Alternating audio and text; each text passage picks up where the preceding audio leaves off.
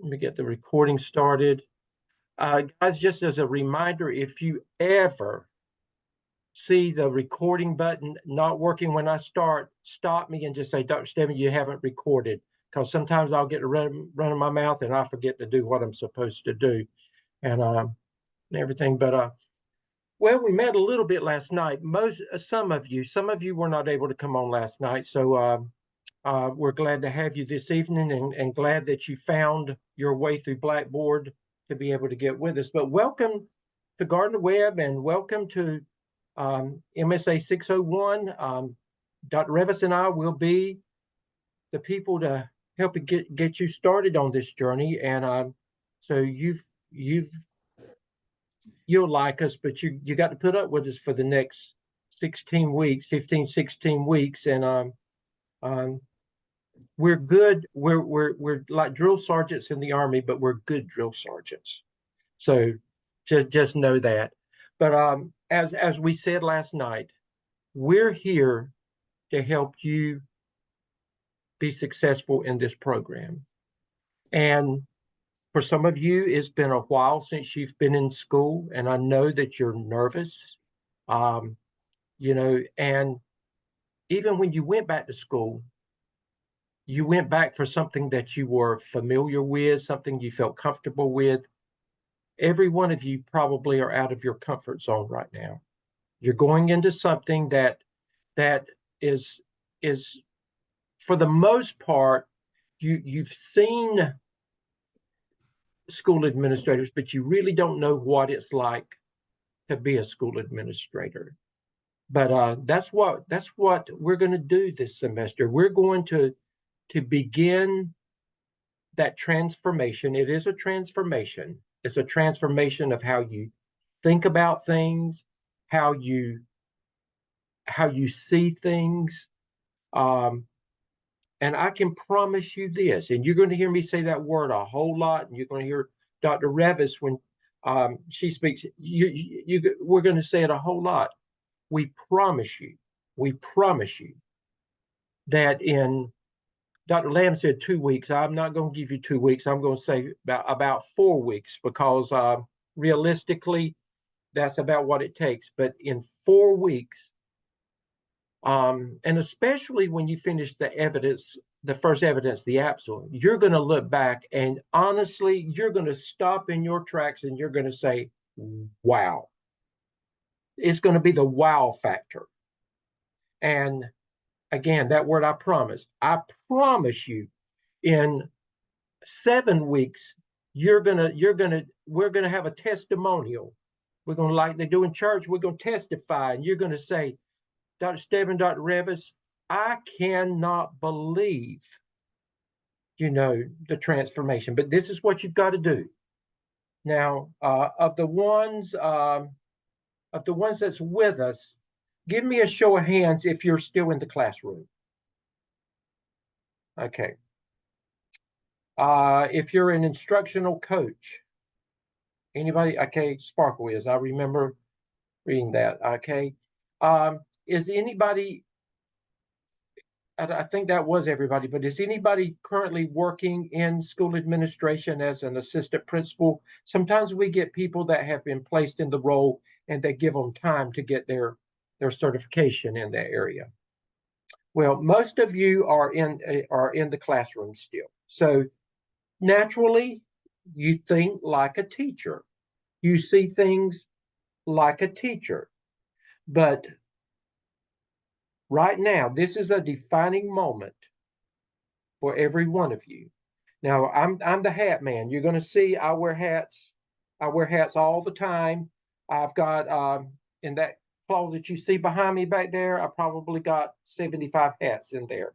So I just wear hats, and I have to wear them because I don't have anything up there to cover the rest of it. So this has become my trademark. But I want you to use this hat literally. I want you to think about yourself wearing a hat.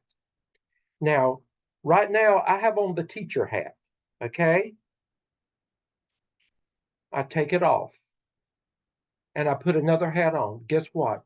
I'm putting on a principal hat right now. From this point on, My challenge to you is you remember what it is to be a teacher.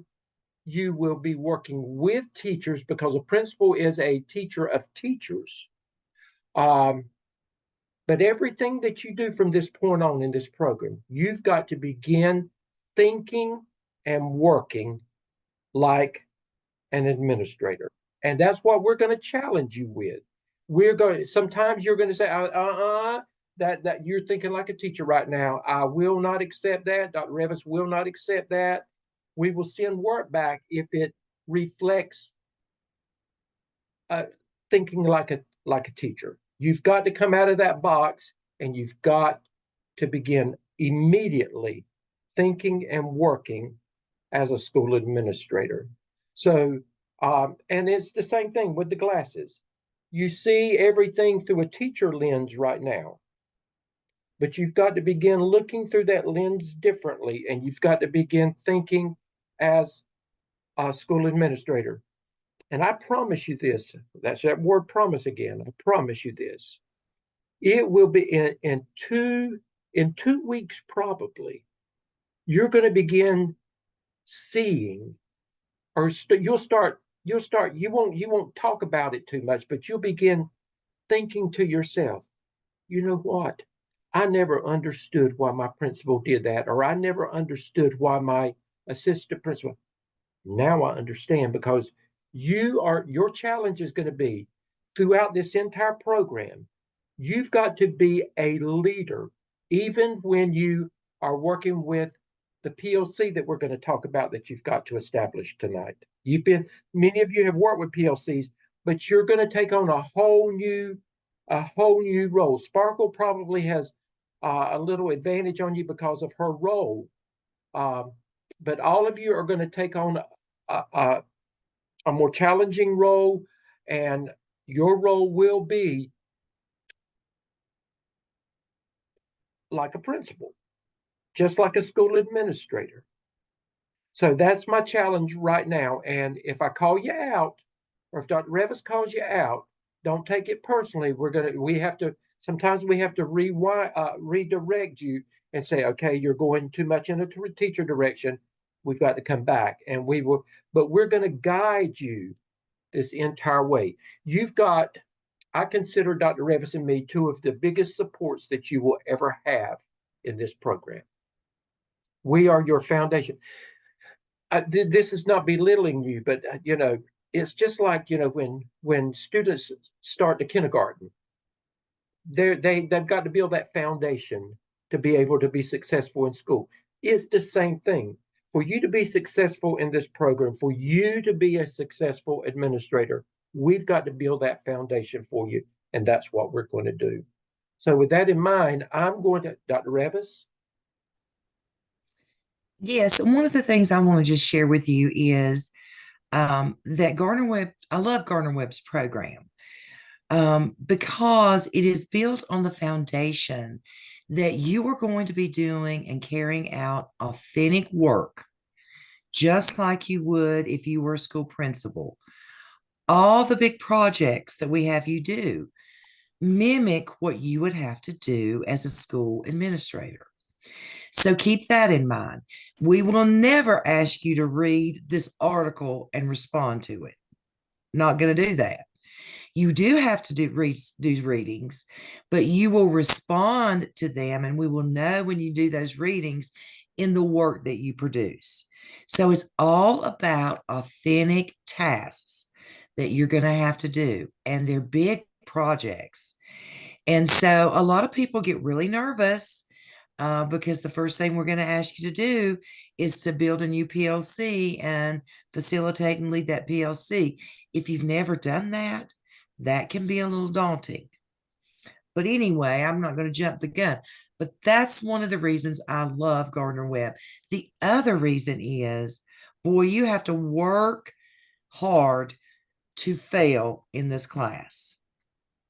Well, I shouldn't put it that way. You have to almost do nothing in order not to be successful because we're going to be on you. We're going to email you when you're late on assignments and you get points taken off, We're but not we going, are going to stay behind you.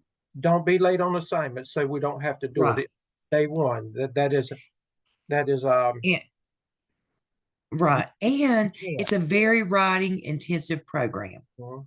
a very writing intensive program. And you have to learn how to write in APA 7th edition. Now, we're going to give you support, but you've got to do the work. You need to plan on spending 15 to 20 hours a week on this course. 15 to 20 hours. Don't you think, Dr. Stedman? Yeah, now and it may take a little bit more the first couple of weeks because you're gaining leverage. You're having to figure out how you're gonna do all this with an already busy schedule. I mean, you're a full-time employee. Many of you are uh, uh, you're you've got a family.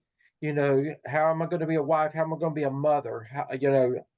All of those things. You've got to factor all of that into an already a busy schedule, but you can do And it. some And of you And some of you have extra duties at school. We've had coaches, football, basketball, varsity coaches be able to meet the requirements of this program and be our high flyers. It's all about time management and prioritizing. And they tell us to start with, some of them would say, we can't do this. We talk them off the ledge and we said, you can do this. And we showed them how, and they stuck with us and they were very, very successful. And many of them are principals to this day. Uh, I've been doing this a little over 10 years. Dr. Revis is pretty close to me, with it. We've been classroom teachers, we've been uh,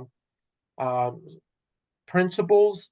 We've been assistant superintendents at the superintendent's level. So, we've got a wide variety of experiences that we're able to bring to the table to you. We want to make sure that you understand that with a smaller group, Dr. Revis, we can get much more personal with you this semester. And I love the fact that we're a smaller group.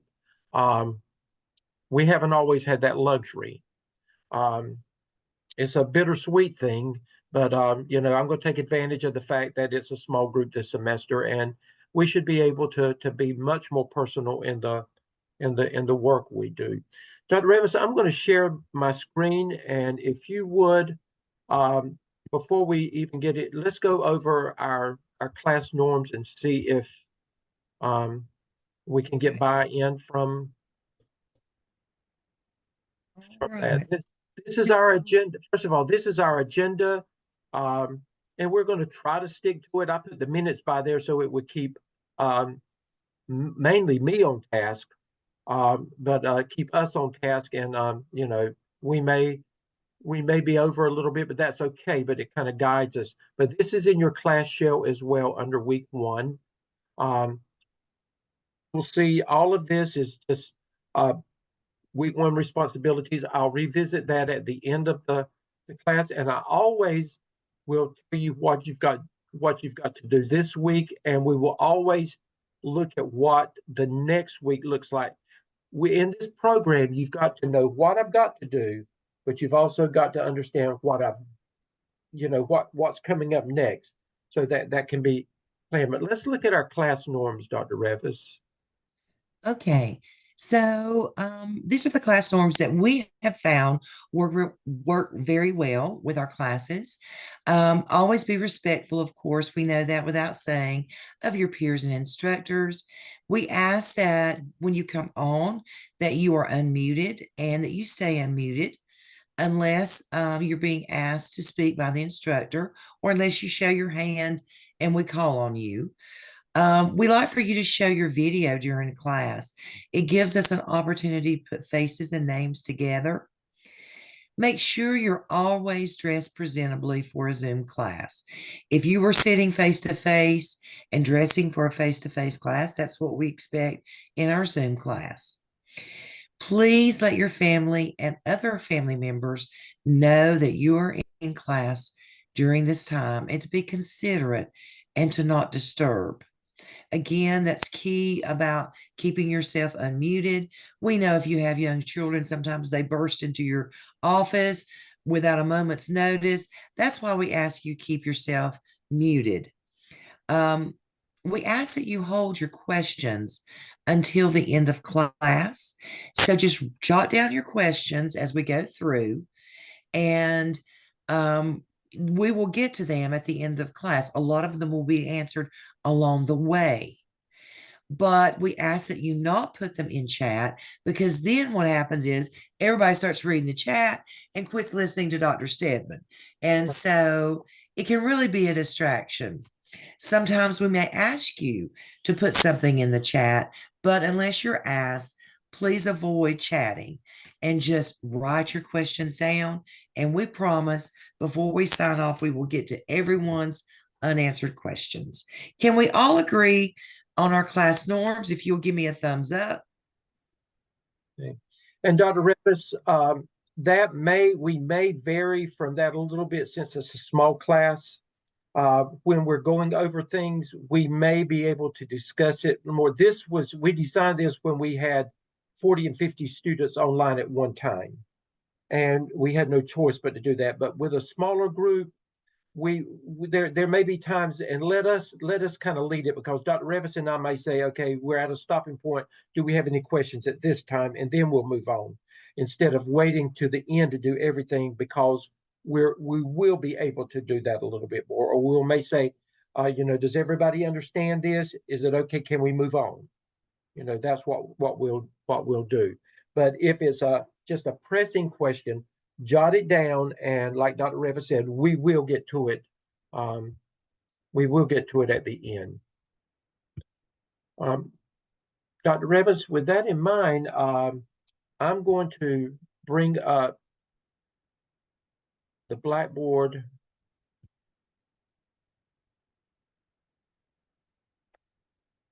for Shell. It's important. Again, this is what you see on your agenda as well. For the 15, 16 weeks, you'll see this in your Blackboard shell. It tells you this is the week. This tells you course and program. Well, it basically tells you what the week looks like as far as Zoom classes. If we have a town hall, our weekly Zoom class, and then if we have a coaching class, all that information will be in there.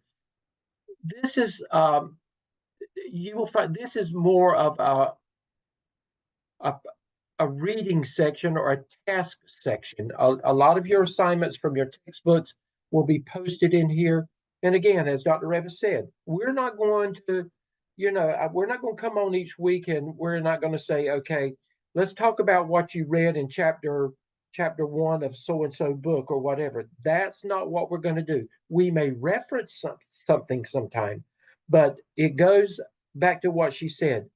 We will know that you are doing the work that you're supposed to do independently with your readings based on the assignments that you turn in, because you will reference those readings in the work that you do, the authentic work that you do.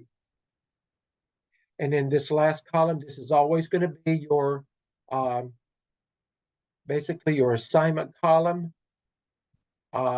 It tells you what you've got to do, when it's due. These links right here, this is important links. There's 1, 2, 3, there's four links there. Information that you will need to read and understand as you are beginning to prepare for the work that you're going to be doing for week 2. Notice all assignments will be due no later than 6 p.m. on the Sunday night following. Like if there were assignments this week and you do have one thing, that is to upload your contact information to Blackboard for grade. And I'll show you where that is in just a few minutes. But all assignments are due no later than 6 p.m. on that Sunday, the following Sunday, following a class. So whatever, tonight's Tuesday, then all work for this week would be due by Sunday. Assignments are due. When we get to the peer reviews, those dates will be differently, and we'll talk about that. But for most purposes, for evidence work, for Zoom team activities, all of those things will be due on that following Sunday. It's important that you go into your Blackboard shell and that, first of all, make sure that you complete your enrollment verification activity. That's important for Dr. Revis and for me. Remember, Dr. Lamb said last night, when you go into, you've got two classes. You've got your 601 class under me, and you've got your coaching class under Dr. Revis. You need to complete enrollment verification for both of them. All online students have to do that. And what it does, it lets the registrar know, and it lets us know that you're actively enrolled in the class. So make sure you take care of that immediately. But it's important that you click on each of these areas in Blackboard and you look at each one individually. If you have not gotten your books yet, this is where you can actually get them at the bookstore through Barnes and Nobles. I'm going to tell you, if I were you, I wouldn't get them from there. I'd order them from Amazon. I'd order them from somewhere else. Just make sure that the copyright is correct. You can get them so much less expensive if you kind of search them out on your own. Now, it may be tied into if you got financial assistance, it may be tied into your financial assistance and you have no choice but to get them there. But this is where you would find the Bulldog bundles that you can order there. And if you have any questions about that, you would need to make contact with the bookstore yourself. Dr. Stedman, may I say one more thing there? Sure. Yes. If you choose to go to Amazon or wherever to buy your books, then you have to opt out of the Bulldog One. That's right. So don't forget to do that. You just click on that tab and it will tell you how to opt out. I don't think we're too late, but you're getting on the deadline with that. Because if you don't opt out, they will charge you anyway. So just make sure you take care of that. My grades, this is where you can go at all times and you can keep up with your grades, your assignments, and kind of see where you are with things. If you see under my grades, let's say, for instance, contact information, you get 1 point for that. But let's say contact information is listed on there twice. Don't worry about it. Sometimes when the courses are copied, it will duplicate things. You're only responsible for just one of those. So if you see it, just make sure that you're covered for that one. But if it's duplicated, that's no problem for you or for me.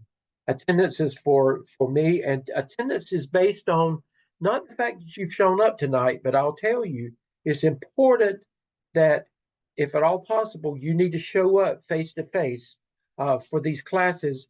It has been proven that students that show up weekly for face-to-face classes with the Zoom are much more successful in this program.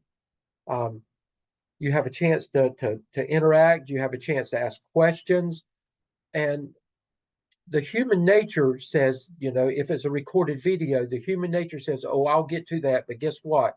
We get so busy sometimes we don't get to it and we get behind. So it's important that you're here.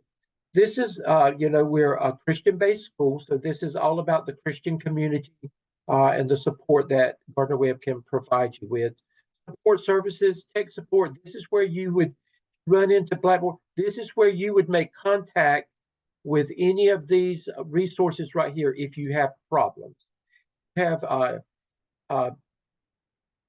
email problems, you have Blackboard problems or whatever, tech support is where you would go. And you need to click on here and see what other support services are available as well.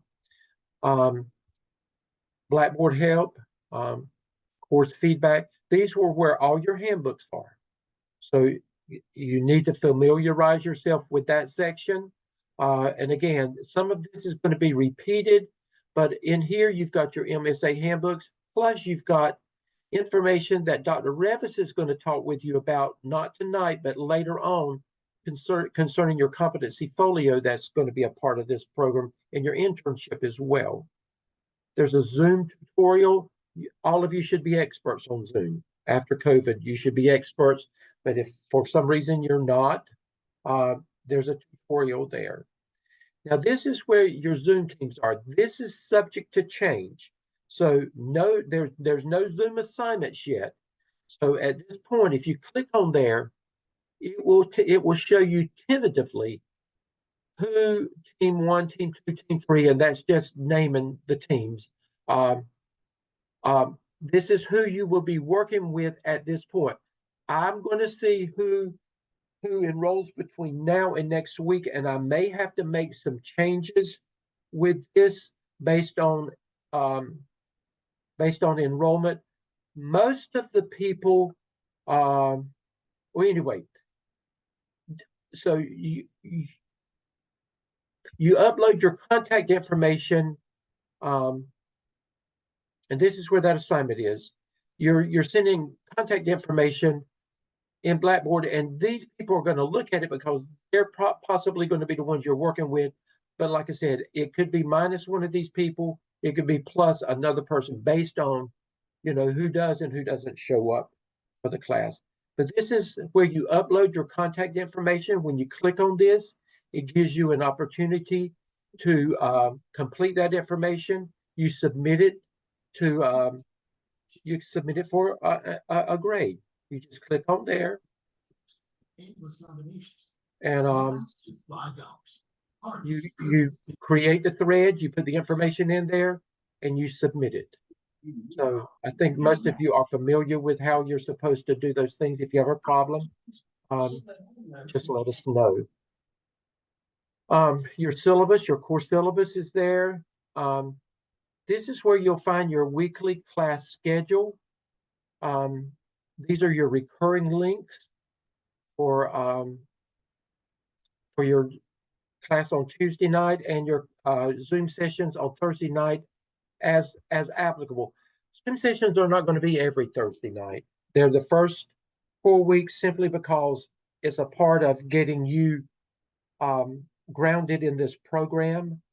But this is where you'll find your weekly schedule for the spring, and then all other scheduled information, just like our town hall that we just had. All that information is in there, and future town halls will be placed in here as well. Let's go on down. This is peer reviews. We will visit this next week. We're not going to talk about peer reviews, but this will be a part of our agenda next week. Case study materials. You'll do 2 case studies this semester, one for the first evidence, one for the second evidence, and we'll talk about that later on as well. If we have any videos at all, this is where you will find them posted. APA format materials.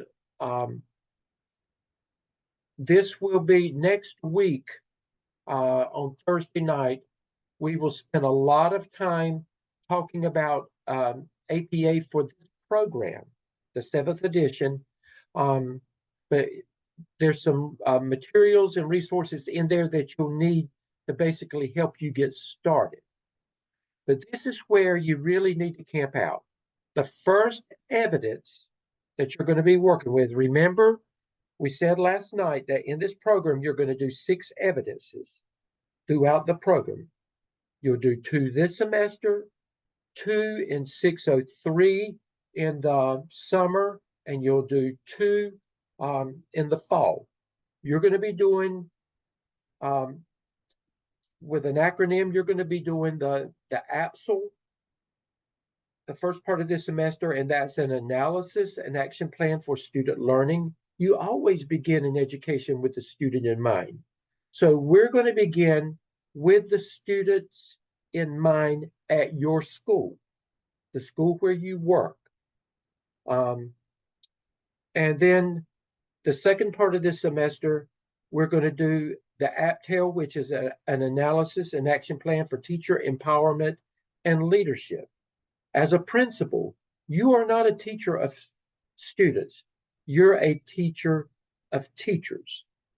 So we're going to look at with the AAPSL, we're going to look at right now, where is your school? What does your school look like academically? With test scores, is it a low performing school? Is it a C school? We're going to look at what the needs are in your school. All of this is going to emerge as a part of the work you're going to be doing with your PLCs, your professional learning communities. And we're going to talk more about that in just a minute. But this is where the AAPSL task and prompts. Now, you can click on that, and I want to let me take this out. I want to show you what that AAPSL task and prompt. Let's look at the scoring.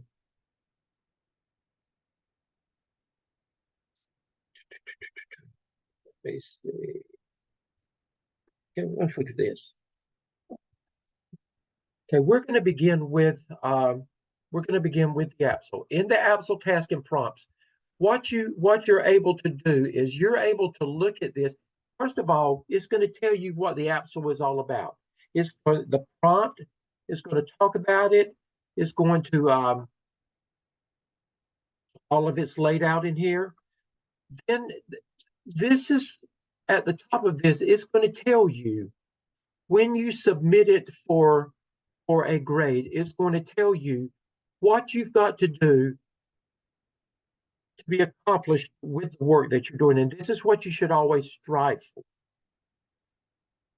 Now, I want you to notice this and the connecting words. And I'm going to come back to this, but I just want you to understand this is what you always strive for. You strive to be accomplished. You can be no less than proficient. But accomplished means that, that when it goes to that third party evaluator, that means that you have gotten a 4, which is the highest grade that you can get. A 3 is the lowest that you can get, but it means that you are doing what you're doing what you're supposed to do. Always strive for accomplished. Now I'm going to come back to this because I want you to look at these connecting words when Dr. Revis and I talk about the work that you're going to be doing with the AAPSL, and as we begin task 1 of the AAPSL.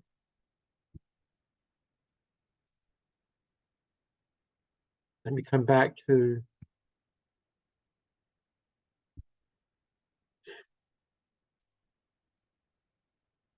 okay. I'm back to Blackboard. This is probably the AAPSL. This is probably the most important section that you're going to be working with, the AAPSL template and material section. And that's where our journey begins. I want you to look at this, each one of these, and I'm going to show you this in just a moment. This is the AAPSL template. This is where you actually will do, this is where you will do what you would do your work on, the AAPSL template. You do not, you have to use this as a requirement. The AAPSL helpful hints, this document, Dr. Revis, Dr. Hamilton, and I have worked developing this document to help you to be successful with the work that you're going to be doing and placing on this template. I'll pull that up in just a minute. And then for the AAPSL, we've actually given you a completed sample with APA 7th edition to show you exactly what a completed AAPSL should look like with all tasks involved. It's only there for you to look at and to model from, not to copy anything from. Now, all of this other information, some of it will unfold on Thursday night. Um, voucher work with the AAPSL. I want you to look at all of these documents. You're going to use this document. You're going to use this document. You're going to use this document. You're going to use this. All of this you're going to be using over the next couple of weeks. So make sure that you go in here and you use these resources that we have already made available to you. And then throughout the APSL process, there's lots of other stuff that are here that you will be able to use. In addition to that, we will be adding things as we find new things, but you can always go under the APSL template and material section and you can um, find those documents.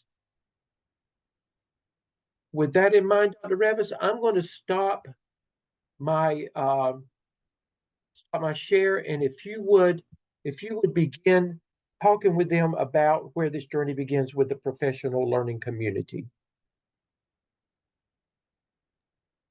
Of course. So I'm going to share my screen and I'm going to pull up a PowerPoint. Can you see that, Dr. Stedman? I can, yes. Okay. Let's talk a little bit about a PLC. And I think this word gets very much overused. Many times I hear people talking about PLCs only to find out it's just a regular meeting, a team meeting with teachers, and they talk about many things and do different things. But we're going to talk to you tonight about the PLC model that we expect you to use in this course. And this model is the DeFore model. That's the seminal work researcher, DeFore, Aker, and DeFore. And what this PLC model is focused on is a learning community that's focused on a commitment to the learning of each student. So it's not a meeting when we talk about administrative stuff, when we're going to have an assembly, what we're going to do on early release days, or any of those administrative kinds of things. We're not going to talk about student behavior. This is all about student learning. Excuse me. So it's a focus on learning for all students. And we have a culture of collaboration where all of our team members come together and very willingly share what went well in this lesson. What do you think you would have done differently? We're sharing data about how our students performed on an assessment, and we're focusing on results. We want our results. Our big focus on results is student learning.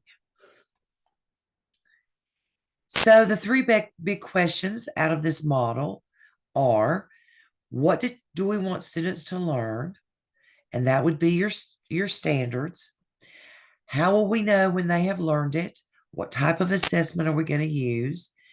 And thirdly, how will we respond when students are experiencing difficulty in that learning?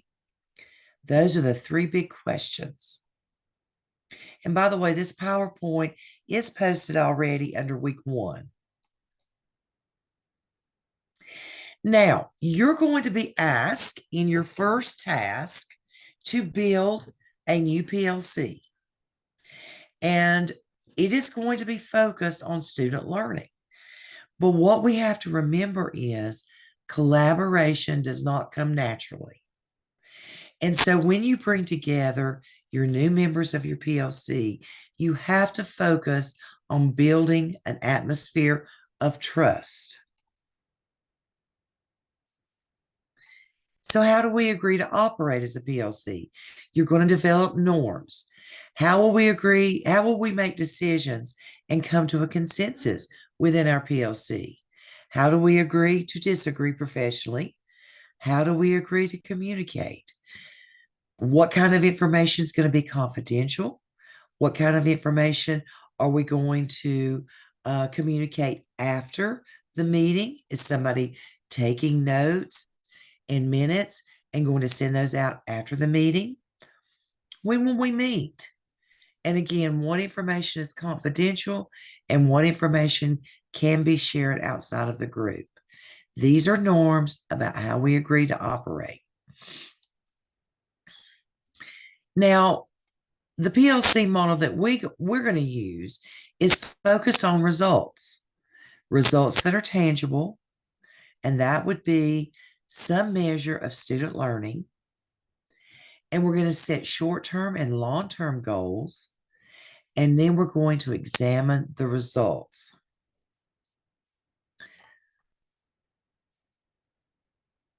Now, this website is also a website that I believe is under week 1 in your agenda and also in your week 1 agenda. But Solution Tree has a lot of information about PLCs. Now, what we're going to do in this PLC model is you first identify what is our current state of student learning. We're going to develop strategies to improve that, and these will be instructional strategies. We're going to implement those strategies. We examine the impact of those strategies. Then we apply new knowledge. It's always a cycle of continuous improvement. Now, all teams are potentially dysfunctional, and some pitfalls, I like to think of it as pitfalls, that you need to make sure that you avoid, and that is lack of norms, lack of team goals, lack of trust, lack of communication, and a lack of focus on student learning outcomes. So you will just need to make sure you establish that when you bring your PLC together. And so the L in PLC is professional learning for educators. If you are running a strong, effective PLC, and that's your goal, to facilitate, pull that together and facilitate that, your educators will learn so much, it will be unbelievable. Because A, you're talking about your content standards. B, you're designing assessments and strategies, and you're doing research, and you're going to grow as an individual so much when you engage in this model of PLCs. Some other resources, and that's it. Any questions on the PLC model? Again, you may be using that model in your schools.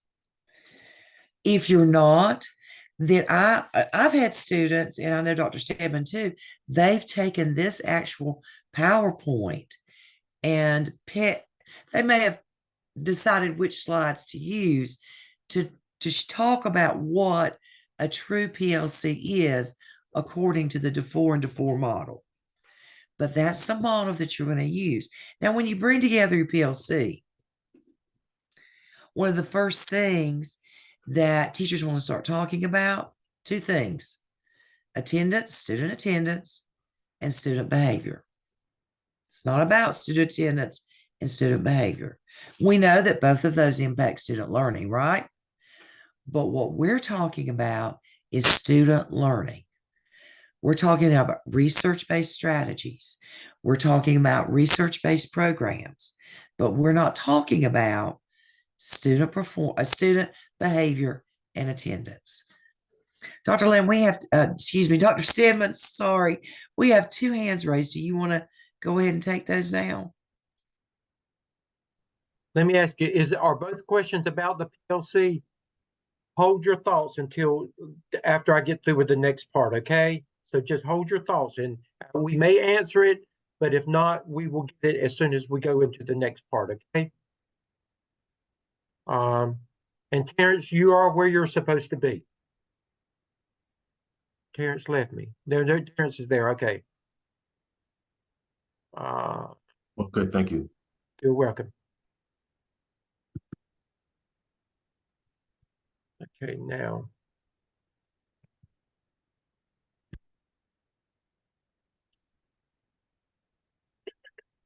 this is what I want to do.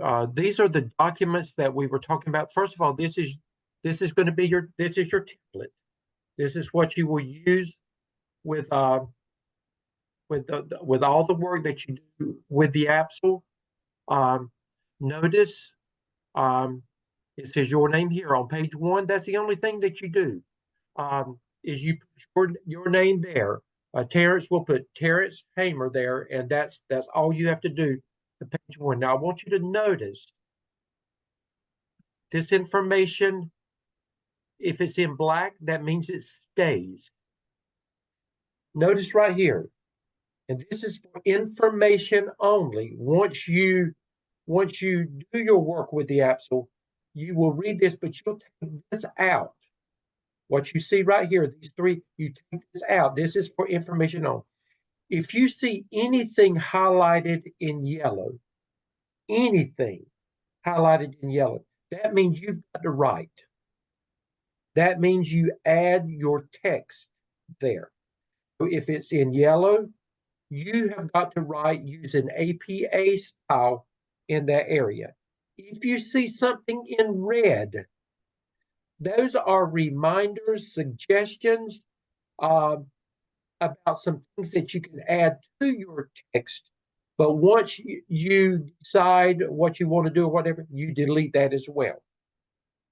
But again, all text in black stays. Yellow, you write. Red are suggestions and reminders, and then you delete it after you use whatever you want to use. And if it's in black, it stays. Now, I see an error on this already, Dr. Rabbit. I thought we had corrected that, but we didn't. But anyway, you're going to begin, and this will be discussed more in detail on Thursday night, but you're going to begin with a school profile, and that P should be capitalized. This will be corrected. I will correct it and put it back in there. I thought I had done that, but I didn't. But you're going to begin with the school profile. Now it's in yellow. So what does that mean? Alvanice, what does that mean? Unmute yourself. I can't hear you. Unmute yourself. Sorry. It means that according to my notes, I write in that area. You got to write something, right? But Because you said there's a slight highlighted. error, so my school profile should be capitalized. P in profile should be capitalized. Yeah. So that should be capitalized, and that was an oversight on my part.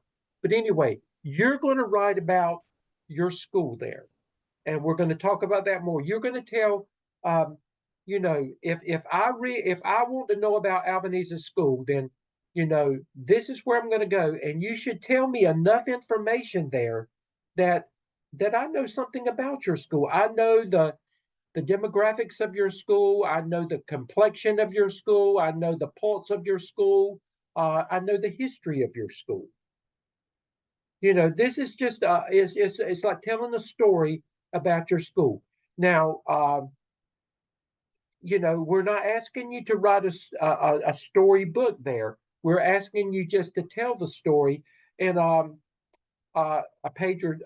page no more than 2 pages, a few paragraphs about your school, the demographics. And I'm going to show you examples of that, and you'll understand that better. But that's what you begin with. So your school profile is something you can begin working on immediately. You need to go ahead and get that done. Guess what? Once you get that done, you'll use it 6 times. You'll use it for the AAPSL, you'll use it for the APTEL, and you'll use it for all the other 4 evidences after this semester. So unless you change schools or change directions in your careers, you'll use the same file throughout this program. Now, all of this is in black. So it's all in black. Terrence, can you remember what I said? If it's in black, what happens? It stays. It stays. That's right. Okay, now let's look here. Your first heading. This is prompt 1. The candidate, you'll either have some work will have 1 prompt, some will have 2 prompts. This is prompt one. The candidate, who is you, with the approval of the school leadership, mainly your principal, will research the tenets and functions of a professional learning community while assuming a leadership role in developing and organizing a PLC. The supported narrative must completely and thoroughly address the following. Now I want you to look. This is your heading. PLC research is highlighted in yellow. So guess what you've got to do? You got to do what? Somebody. Add your information there. You got to write. That's narrative work. Now, you see all this stuff in red? What is that red there for? Somebody, anybody. Suggestions or information to guide us. That is correct. Now, once you decide what you're going to do, what do you do with this red? Delete it. You take it out. Okay. Now, then your PLC selection. The same thing. PLC meeting. And then it goes into, follows task 2, task 3, and task 5. This is the template that you're going to follow. Now, I'm going to deviate from this because this is what I want to refer to, the AAPSL Helpful Hints document. What we have done, we have taken that template and the requirements for the AAPSL, and we have broken it down into layman's terms.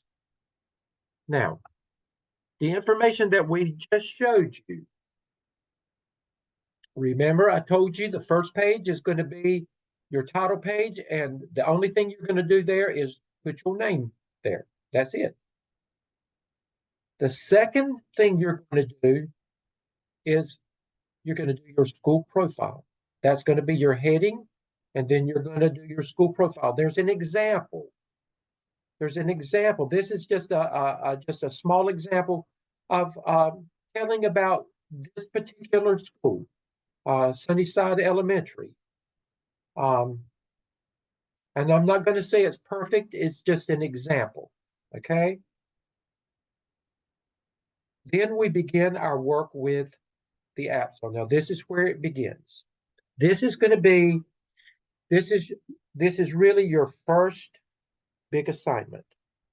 So we're going to talk about that tonight. It's not due this week, but you can't wait next week and get started on this. You've got to begin preparing, planning, and working on this week.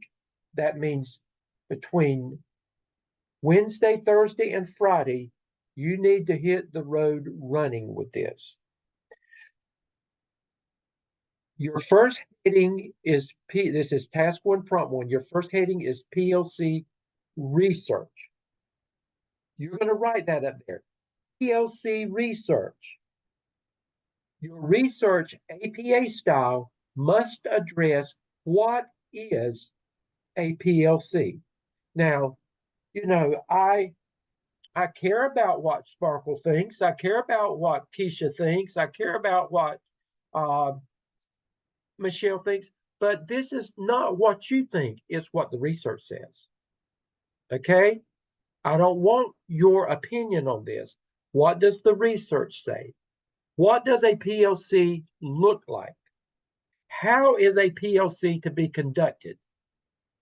Okay. You must have a minimum of 3 sources. And those sources must be identified within the work. That's your in-text citations, your in-text reference work. And it must be APA style. Now, when you go to your APA resources, your APA book, it will tell you how this is to be done.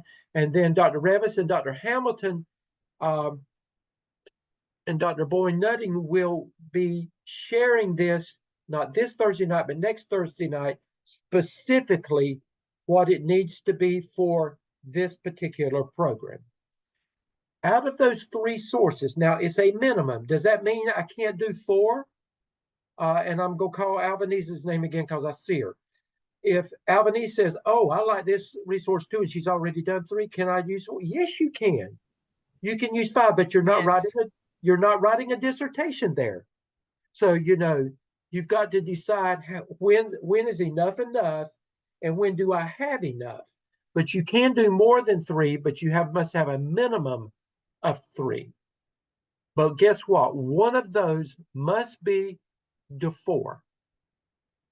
Dr. Evans, why must one of those be to 4?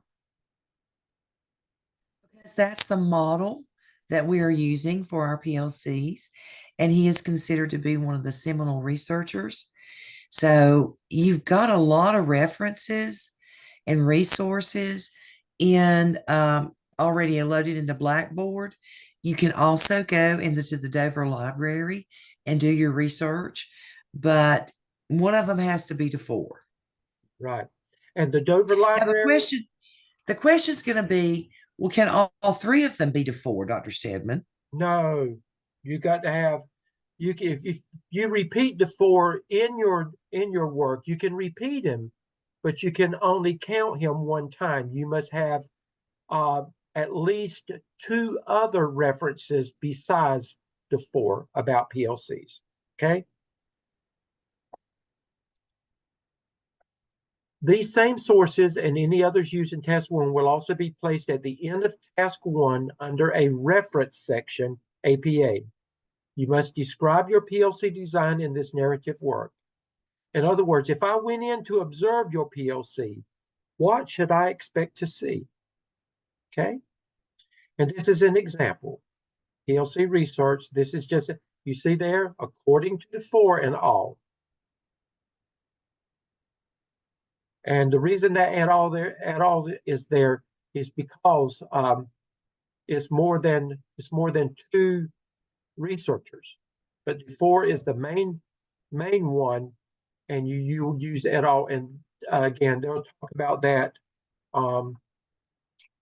not this Thursday, but next Thursday night. But this is an example of how to get started with that. Okay, then your second, you've got 4 headings with your first responsibility. Your second heading is PLC selection. Dr. Revens, you want to talk about that? Sure. One of the things that you will need to do is, first of all, go talk to your principal or your site mentor, but I would definitely talk to my principal about this. Anytime you start to do one of these authentic tasks in your school, you always need to clear it with your principals. And you need to go to them and tell them what you have to do. And, you can have a discussion with them about your PLC member selection. It could be if you work in 3rd grade, it could be that you want to do a 3rd grade PLC around either reading or math. And you're going to invite everybody on the 3rd grade team. If you work in middle school, it may be 7th grade ELA. Let's say that you teach or work in as a school counselor. Well, you don't teach anything. What am I going to do? You have to build a PLC around a state tested area where we're going to pull you way out of your comfort zone. Let's say you're in high school and you teach CTE. You still have to convene a PLC around a state tested area. And you're going to immediately say, but I don't know anything about it. That's okay. If you were asked to be a principal today, you got to know how to do that. Regardless of your teaching background, you have to know enough to select and start your PLC. So this section is all about your PLC selection. Why did you select who you did? What are their credentials? A little bit about the people on your team. You don't identify them by name. You can call them, teacher A, teacher B, Mrs. K, Mrs. D, whatever, but you would not identify them by name. And you just talk a little bit about why you decided to make that selection with those members. What do they bring to the table that is very valuable to you in your PLC? Okay, and I know, and let's go ahead and think I can answer the question. See right here, the members of my PLC include And notice they didn't put, they put is LS, our math facilitator. She was selected because, and she goes on and talks about, why. Um, this may be the Sparkle, this may be, and Leanne, this may have been your questions. Now we're halfway through the school year. We're at the midpoint. High schools have just completed or are completing, if you're on a 4x4, they're completing semester exams and they're moving into a new semester. So this is a great time to begin looking at PLCs for high schools, because the principal and you and the team that you're going to be forming can actually look at, based on the test data, which you're not identifying a need in task 1. That comes in task 2. But you need to pick your team and think about the team that's going to help you identify those needs in the schools, and a team that's going to be willing to work with helping to find out what those needs are and helping you move forward with addressing those needs. But you're going to ask yourself the question. You're going to say, okay, I'm already doing a PLC. Can I continue working with that PLC? Yes and no. And I'm going to tell you the no part. You've got to lead a PLC. You got to drive the boat. You've got to drive the car. You are the captain of the ship. So if you're not the captain of the ship, then the answer is no. Okay. You may say, well, my principal says that the PLC, that our literacy rate is so low in our school that everything that we're focusing on is literacy. That's okay. However, you can't take an existing PLC dealing with literacy and continue with it. You've got to take that literacy component, and you've got to decide with your team and with the approval of your principal, how can you lead a team of people to work in your school to maybe work with a component of literacy or a specific grade level in literacy, a subgroup in literacy, that, sometimes, honestly, you 10 students can get you off of the low performing status if you can move the pendulum with them. So if it's a subgroup of, let's just say your subgroup is white males in 6th grade. White males in 6th grade, they're scoring the lowest of anybody in the school. So you realize this. So there is not a PLC working specifically with 6th grade white males, but you can make it a PLC group so you can address that when EOG testing time comes, you will have put plans and procedures in place, action plans in place to address that, so that hopefully you can move the pendulum and it can improve student achievement at your school. Remember, that's what it's all about. It's about taking it from point A to point B. This is where we are. This is where we need to be. What am I going to do to get it from here to here? Now, I don't want you to go into this PLC, though, with preconceived ideas that this is what it's going to be. You've got to determine that based on the data dives that you're going to do in task 2. You're not addressing that yet. You're just forming a committee to help you get there. Yes, you can use an existing PLC, but you've got to take the leadership of it and you've got to take it in a new direction. You can actually do it's kind of like becoming a subgroup of a PLC sometime. We can look at that. But remember, it's got to be about improving student achievement somewhere. You can't do overall just school-wide literacy. You've got to focus on a group. School-wide's too much. So you're going to find a team of 4 or 5 people at the most. You don't need a large team. Who will be the best people that you can put in that group? The people that's going to work with you, the people that's going to help you accomplish what you need to accomplish and move the school forward. That's what you're going to do there. Okay, now once you decide who that team is, your heading's going to be PLC meeting. You're going to lead your first PLC. Now, this is after the approval. You've met with your principal. Your principal has said, yes, you have my blessings. Your principal will probably going to go ahead and give you some ideas of some areas that they want you to look at, and you have to do that. However, when you go back to your principal later on, you're going to say, when the PLC and I met in task 2, this is what we found. And they may say, well, let's go ahead and move in that direction. Or they may say, this is still what I want you to do. We'll talk about that later on. You're going to have your meeting. What are you going to do at this meeting? Your meeting is not to identify a problem. All you're going to do is you're going to thank them for being on your team. You're going to do an agenda. You're going to thank them for serving on your team. You're going to talk about the PLC's vision and purpose. What's your plans?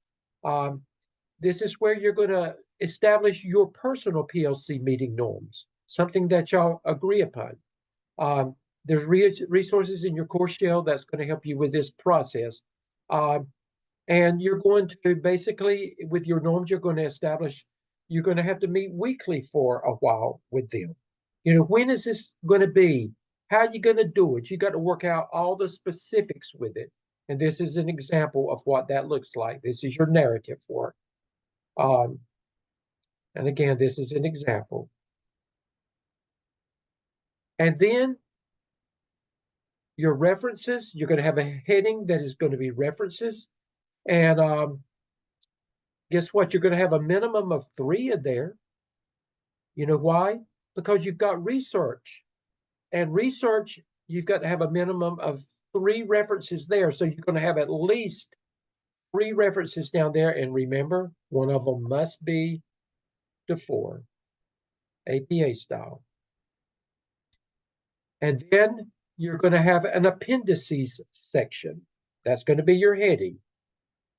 At a minimum, in this appendices, you're going to have, even though you meet with your principal and you talk with them, you must send an email to them asking permission to do the PLC, to form the PLC, and then you need an affirmative response back from them. Those become artifacts.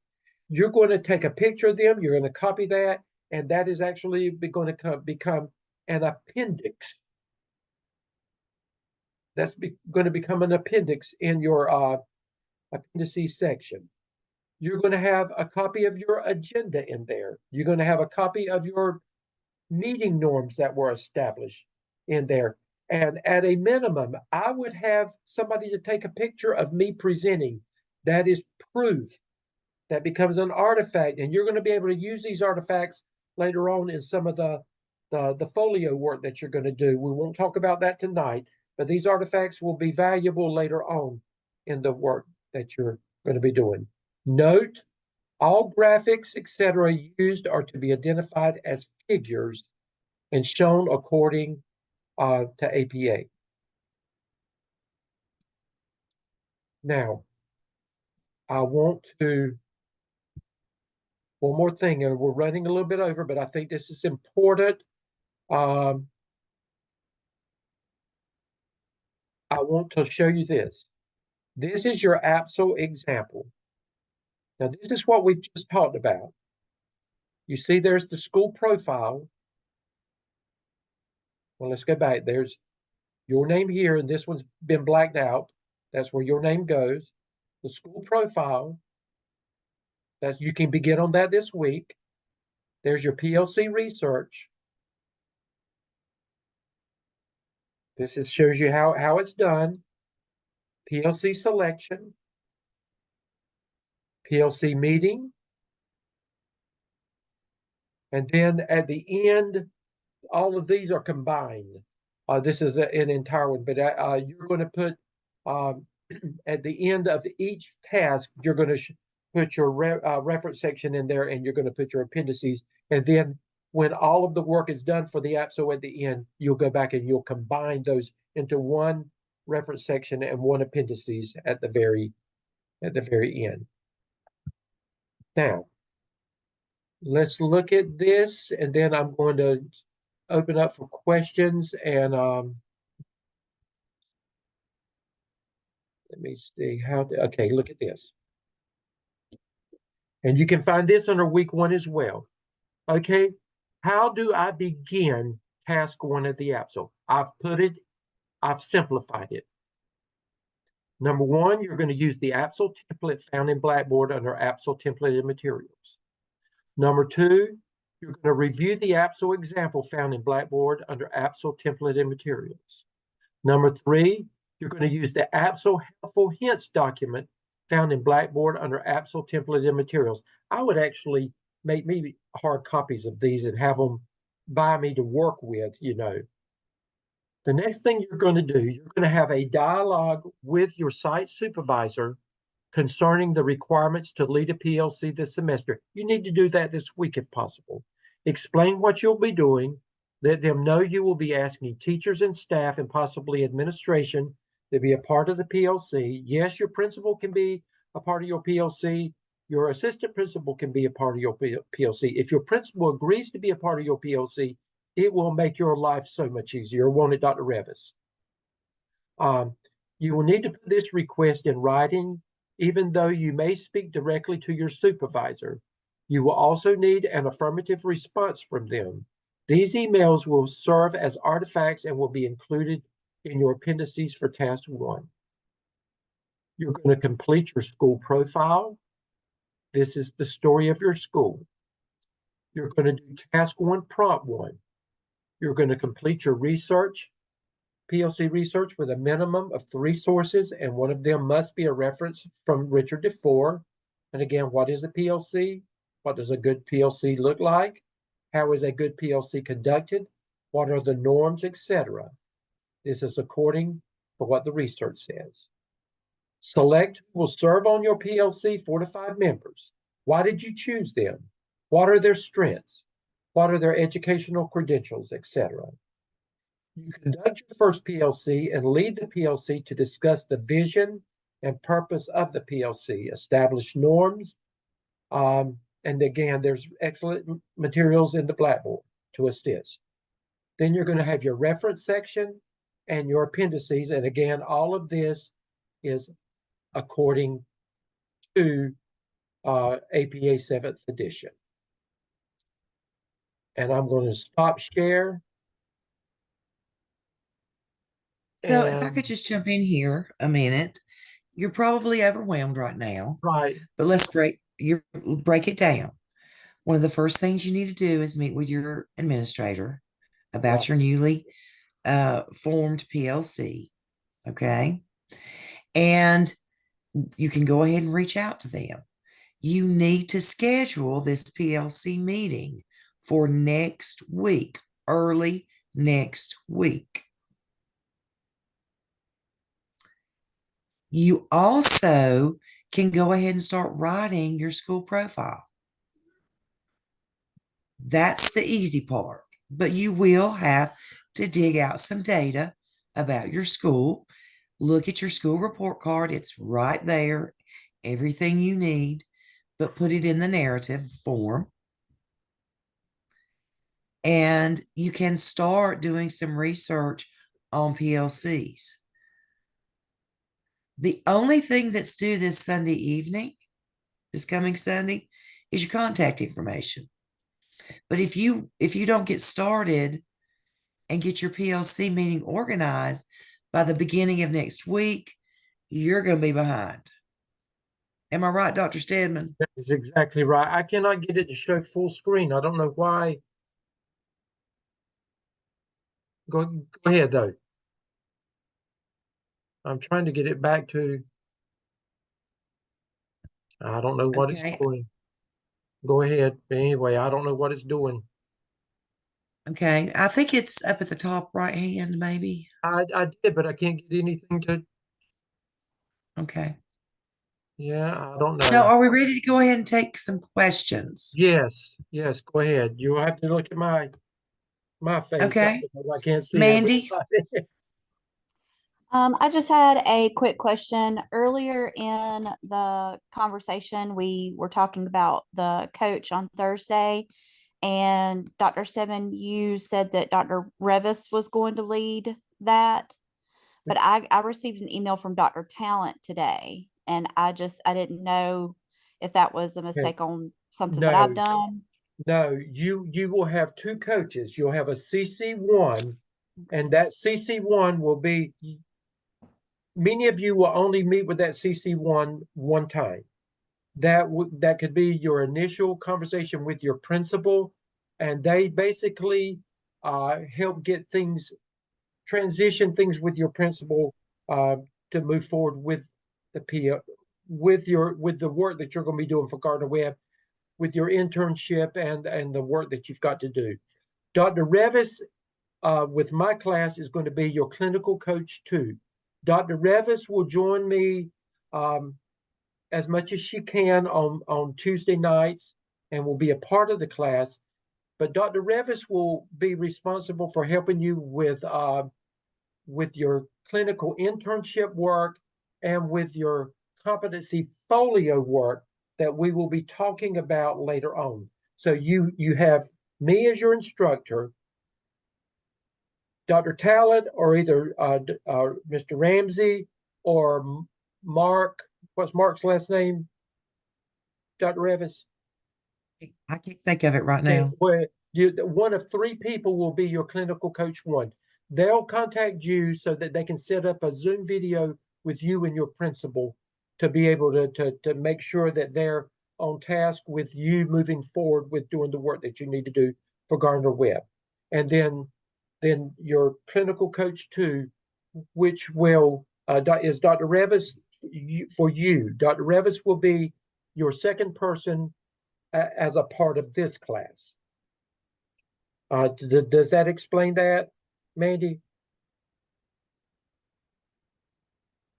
You Yes, have to sir. meet, Okay. you have to meet with your clinical coach one and your site mentor, whoever's going to sign off on all of your clinical internship work. Yeah. Okay. I won't come online with your principal. Dr. Revis won't come online with your principal, but your clinical coach one will. Okay. And that's probably Dr. Talent for you, Mandy. Yeah. So again, check your email. So you should be hearing from Mark Robertson is his name. You should be hearing from Mark Robertson,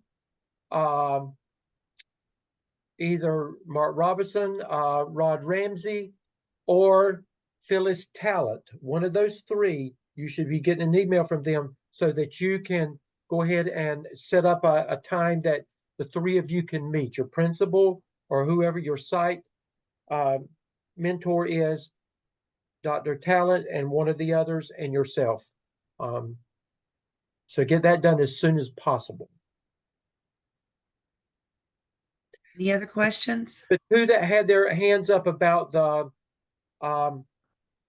PLC, did I answer your questions when I was going over things? I just needed to know where the PowerPoint was. I just couldn't find it. She said it was under week one, but I looked and I couldn't find your PowerPoint. Okay, It's scroll way down under week one. And okay, it's titled, What is a PLC? Maybe.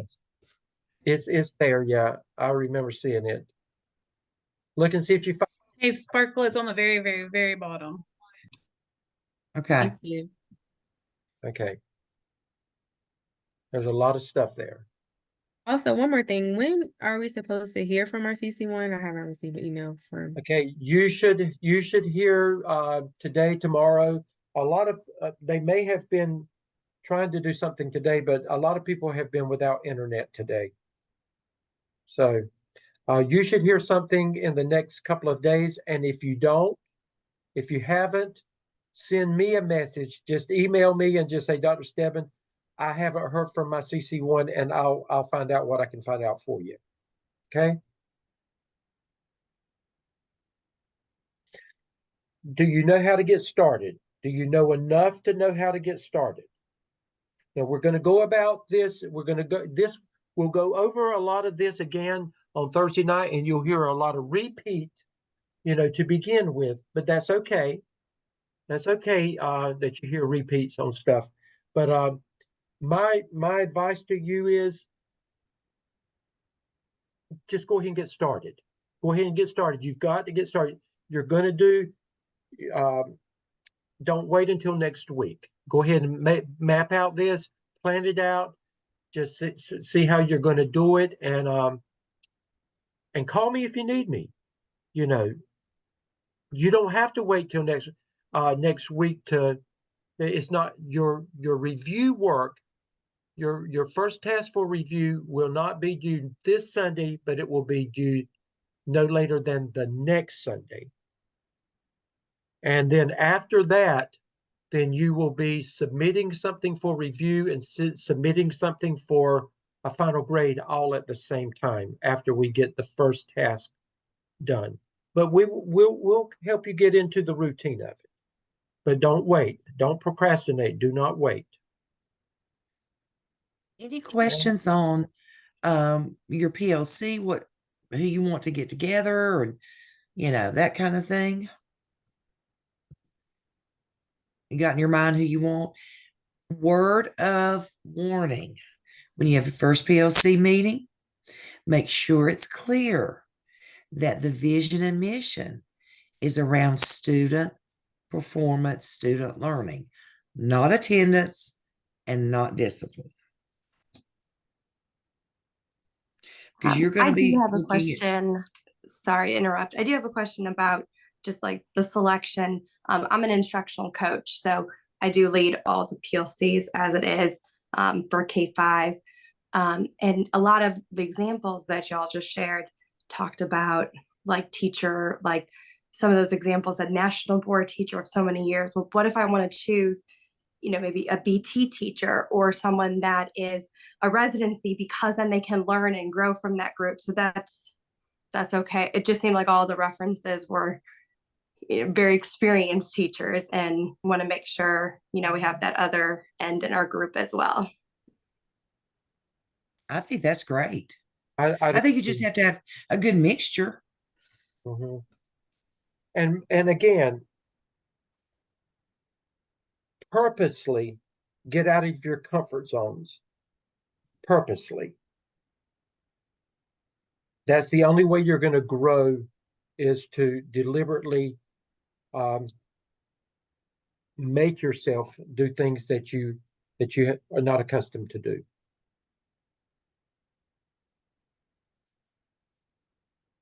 Okay.